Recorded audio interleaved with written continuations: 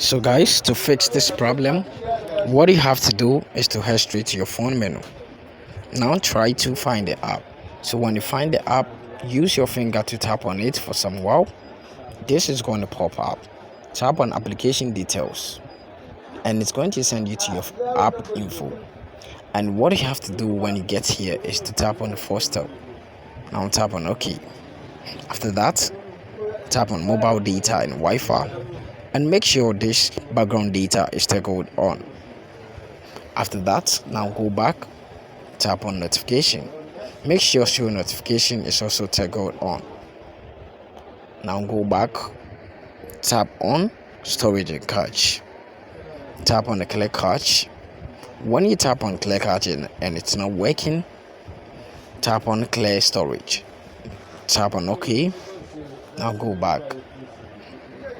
Now what you have to do is to tap on your Google Play Store to check for the updates. When you have the latest updates, what you have to do is to tap on the power button for some while and you're going to see power off and reboot.